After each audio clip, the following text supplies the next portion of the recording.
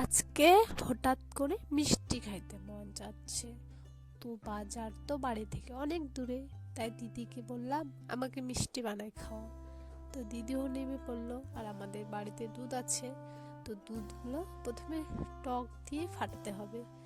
Vinegar থাকলে vinegar, নইলে ছানার জল, নইলে লেবু। আমাদের বাড়িতে ভিনিগারও ছিল না, তাই লেবুর রস দিয়ে ফাটানো হলো।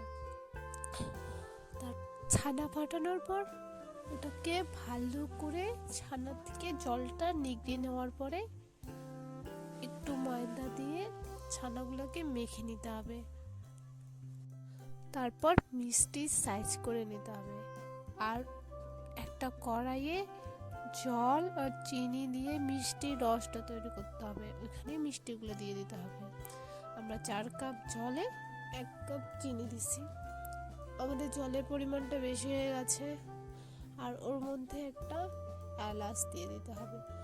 আর আমার গলার প্রবলেম, তো তাই ভয়েস ভালো আসবে না, প্রচণ্ড সর্দি কাশি চলতেছে আমার।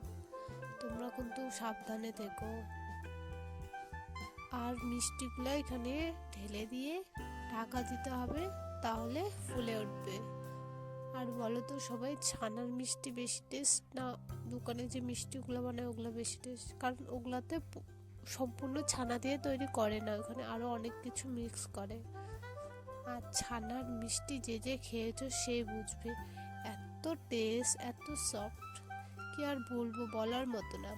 আর আমি এদিকে মিষ্টি খাই।